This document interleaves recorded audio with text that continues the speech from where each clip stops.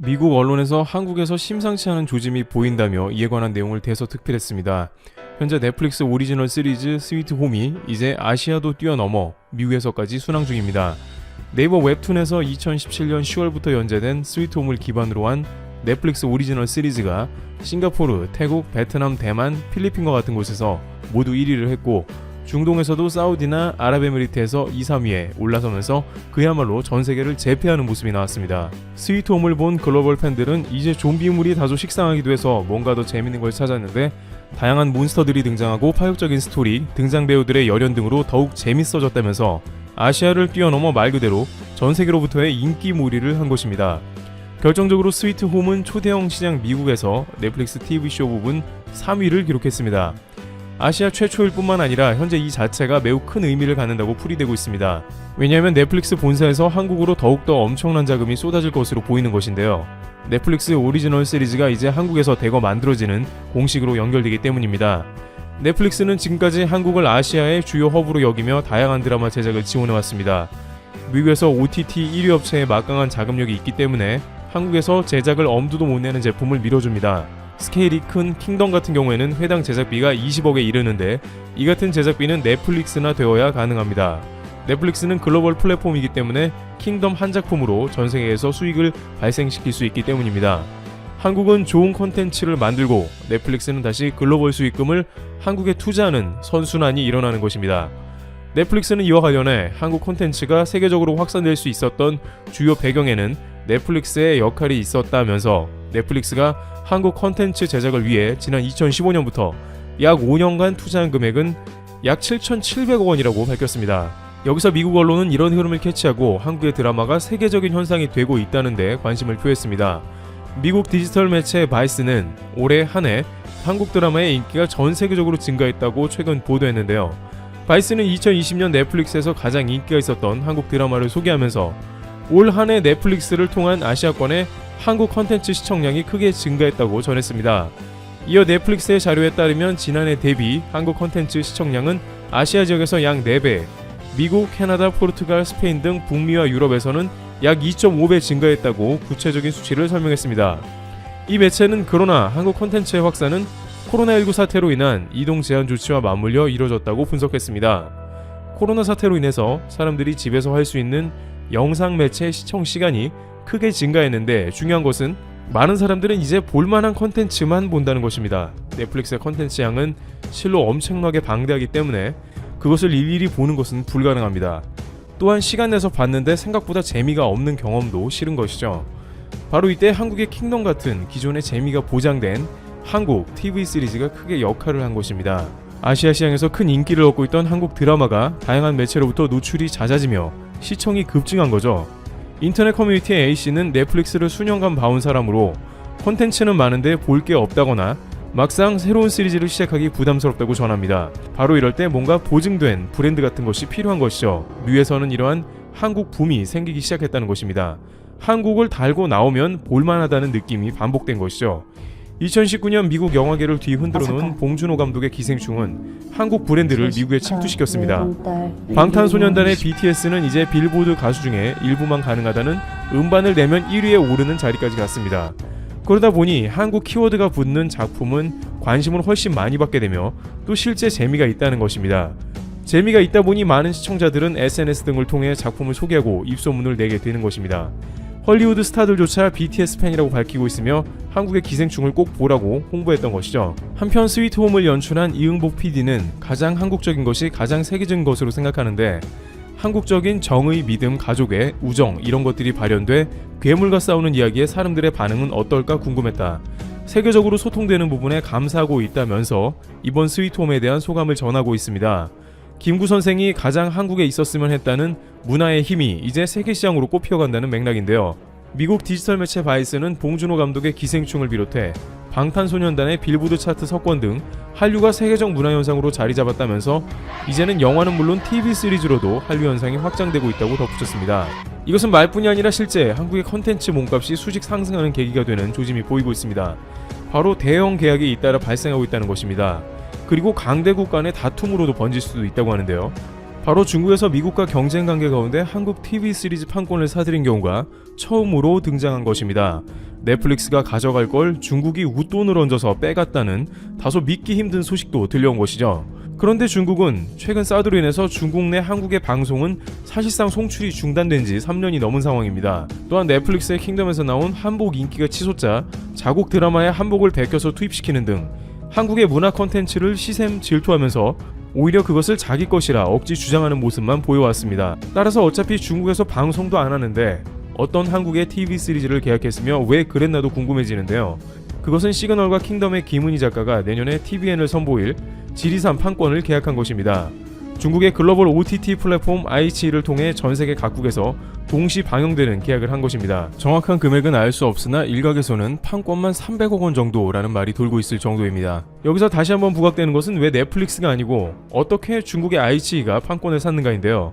그것은 아이치가 판권을 매우 비싸게 주고서라도 반드시 한국 컨텐츠를 가져가겠다는 의지를 보였다는 것입니다. 가치 있는 작품을 자신의 플랫폼에 걸겠다는 것이죠. 지리산에는 중국에서 과거에 엄청난 인기를 몰았던 별에서 온 그대의 전지현이 출연하고 킹덤의 주지훈이 주인공으로 나와서 큰 기대를 모으고 있는 작품이라는 점도 역할을 했습니다. 이렇게 한국의 드라마를 놓고 마쿠에서 거대 자본 간의 충돌이 일어나고 있는 것입니다. 좀 더 들여다보면 한국의 컨텐츠를 놓고 미국과 중국의 거대 OTT 플랫폼의 경쟁이 가속화된다는 것입니다. 앞으로 한국이 어떠한 작품을 만들어 내놓으면 미중 간에 한국을 놓고 경쟁이 벌어진다는 것입니다. 중국 아이치 플랫폼은 거대 자본으로 그저 작품을 플랫폼에 올려놓는 역할만 하기 때문에 당연히 인기 있는 좋은 퀄리티의 컨텐츠를 메인에 배치하기 위해서 부단히 애를 쓸 것입니다. 만약 이 가운데 한알령이 해제가 되고 본격적으로 중국 내에서 한국 컨텐츠 방영이 가능해지기 시작하면 한국의 주요 컨텐츠들은 중국 OTT를 점령하면서 다수의 중국 프로그램도 밀어낼 것으로 관측됩니다. 그렇게 되면 고질적인 한국 방송 백기기나 불법 다운로드 같은 저작권 문제도 다소 줄어들 것입니다. 물론 중국 엔터테인먼트에서는 이러한 점을 이미 경계하고 있는 것으로 파악되고 있습니다. 한국의 컨텐츠가 중국의 OTT를 통해 들어올 경우 사실상 중국 TV 시리즈는 매력을 크게 잃기 때문에 이러한 이유로 틈만 나면 한국의 연예인 때리기를 비롯해서 정치적인 이슈와 엮고 있는 것입니다. 그러나 김구 선생님이 지적한 문화의 힘은 아무리 인위적으로 사람이 막는다고 하더라도 결국에는 세계적인 대세가 한국적인 것이기 때문에 문화시장의 개방을 확대할 수밖에 없을 것입니다. 또한 한국의 TV 시리즈를 만들어내는 회사들도 덩달아 큰 관심을 받고 몸값이 치솟고 있습니다. 킹덤을 제작한 한국의 A스토리는 수년간 주가가 만원대에서 횡보하다가 올해 4만원대로 급등했습니다. A스토리가 킹덤을 제작했지만 그렇다고 엄청나게 수익을 많이 내는 회사는 아니라고 하는데요. 경제계에서는 이렇게 주가가 오른 것은 한국의 문화 콘텐츠의 가능성을 높게 보고 회사 가치 자체가 오른 것이라고 전합니다. 마치 테슬라의 미래 가치 때문에 주가가 비싸듯이 한국의 컨텐츠 제작 업체도 고평가가 되는 것입니다. 이처럼 2020년엔 팬데믹으로 인해서 많은 기업들은 그 내재된 가치를 인정받으며 오히려 회사의 가치가 급상승했습니다. 그 가운데 많은 이들은 집에 머물며 볼만한 것을 찾게 되었고 이제 그 자리를 한국의 컨텐츠가 채우고 있습니다. 한국 특유의 창의성이 말 그대로 전 세계로부터 인정받으며 글로벌 플랫폼의 중심에 자리 잡게 된 것입니다. 트래블튜브 여기서 마치겠습니다. 감사합니다.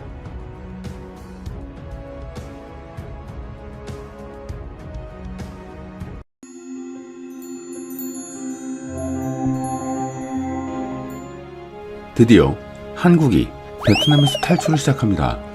한국에서 베트남으로 진출한 대기업들이 적자라는 함정에 빠지면서 사업을 철수하거나 매각하는 등 안간힘을 쓰며 탈출을 시도하고 있습니다. 여기에는 대기업, 중소기업 할 것 없죠. 한국 기업들이 탈출을 감행하는 이유에는 여러 가지 이유가 존재합니다. 그 중에서도 베트남의 태생적인 고질적인 문제가 드러나게 되는데 이것이 기업 운영에 영향을 미치며 베트남 사업에 어려움을 호소하고 있는 상황입니다. 한 가지 예로 최근 삼성에게 베트남 총리가 공장을 더 지어달라고 사정하는데도 더 이상 베트남의 투자를 진행하기 어렵다고 밝힌 것도 이런 것과 연관이 있습니다. 그런데 이러한 상황에서 일본은 베트남과의 협력을 강화하는 모습을 보여줍니다. 고질적인 문제가 일본에게는 해당이 없는 것일까요? 이는 코로나19 등으로 최악의 경제 상황을 맞고 있는 일본 자국이 위기를 베트남 투자로 극복해 보겠다는 의도로 보이는데요. 이게 과연 가능할지는 모르겠습니다. 오늘은 한국과 일본 그리고 사이의 베트남에 대해서 알아보겠습니다. 그동안 8, 90년대 경제적으로 후진적인 모습을 보여준 베트남에게 한국 기업들의 진출은 그들의 삶을 바꾸며 급속한 경제 성장을 하는 원동력이 됩니다. 하지만 이런 베트남에게 고질적이며 해결되지 못한 심각한 문제가 있습니다. 바로 전기의 부족입니다. 베트남은 특성상 전기가 평탄하게 공급되지 못합니다. 특히나 찌는 듯한 여름에 전력난이 심각한 상황입니다. 아열대 기후인 베트남에게 여름 최고 기온은 40도에 육박하기 때문에 선풍기와 에어컨 등 냉방장치의 수요가 급증하는데 이를 감당할 정도의 능력이 되지 않기 때문에 해마다 반복되는 전력난으로 고민이 깊습니다. 특히 전기가 안정적으로 공급되어야 하는 기업들에게 이런 상황은 최악의 결과를 야기할 수 있기에 매우 염려되는 상황이죠. 베트남 현지 매체 VN 익스프레스에 따르면 베트남 국영전력회사 EVN이 이런 말을 했다고 합니다. 해마다 전기 수요량이 사상 최고치를 기록하고 있는 상황이며 냉방시설 가동률이 점점 높아져 가고 있으며 특히 찌는 듯한 더위가 계속 이어지고 있어 앞으로의 전력 소비량이 더 늘어날 것이다 라고 경고했다고 말이죠. 이러한 현상은 그들도 감당하지 못하는 경제 성장과도 관계가 있습니다. 경제가 발전하면서 기계를 돌리는 공장이 많아져 전력 소비량이 크게 증가했지만 이를 뒷받침해줄 관련 시설 등은 그 속도를 따라가지를 못한 것입니다. 전기도 그중 하나로 볼 수 있죠. 결국 터질 것이 터진 것입니다. 상황이 이렇다 보니 라오스나 중국에서 전력을 수입해야 하는 실정까지 오게 됩니다. 특히 수력 발전소 의존도가 높은 것은 베트남의 전력난을 야기시키는 이유 중 하나이죠. 베트남 전체 전력 생산량에서 수력 발전은 15,807메가와트로 37.6%를 차지하고 있는데 이는 석탄 34.3%, 가스 17.8%보다 높은 비중을 차지하고 있는 것입니다. 수력 발전은 상대적으로 발전 비용은 저렴하지만 잦은 지진 등 자연재해나 환경 변화에 의해 문제가 발생할 수 있습니다. 그리고 이 문제는 베트남에게 종종 발생하곤 했죠. 이러한 전력난은 베트남에서의 기업 투자에 악영향을 주고 있는 상황이죠. 그렇기에 베트남 일부 지역에서는 일상생활에서 시간을 제한하고 필요한 경우에만 에어컨을 틀도록 강요하고 있는 상황입니다. 이러한 베트남 정부의 의지는 효율적으로 전기를 운영하겠다는 것으로 볼 수 있으나 기업 입장에서는 큰 리스크를 안고 가는 것일 수밖에 없습니다. 아무리 세제 혜택이나 토지 등에서 좋은 조건으로 대우를 받는다고 해도 기본적인 전기가 들어오지 않으면 말짱 도루묵인 것이죠. 특히 삼성이나 효성 같은 높은 차원의 제품을 만드는 기업들에게 전기 부족은 치명적입니다. 이를 인식한 베트남 정부도 향후 5년간은 충분한 전력 공급을 확보하기 위한 노력을 국정 중요 해결 과제로 꼽고 있는 상황입니다. 그런데 어이없게도 이런 상황에서 베트남 일부 언론 매체들은 전력난의 주 원인으로 한국 기업을 지목하는 어이없는 상황에 직면하게 됩니다. 베트남 정부에서 베트남으로 진출한 한국 기업에게 산업용 전기요금의 특혜를 줘서 일반 전기요금보다 저렴한 가격으로 전력을 제공해 과다 사용을 하게 했다는 것입니다. 다시 말해 현재 베트남의 전기 부족의 원인이 한국 기업들의 전기 과다 사용에 있다는 것입니다. 또다시 베트남 언론의 한국 난타의 시간이 찾아온 것입니다. 문제는 처음부터 정당하게 이러한 조건으로 한국의 기업들이 베트남에 투자를 한 것인데 이제 와서 언론들이 이런 말을 한다는 것입니다. 현재 베트남에 진출한 해외 기업들 중 많은 수가 한국 기업이고 삼성, 현대만으로도 베트남 전체 GDP의 3분의 1을 차지합니다. 그렇기에 한국 기업들이 전력 사용을 많이 하고 있다는 것은 어찌 보면 당연한 것입니다.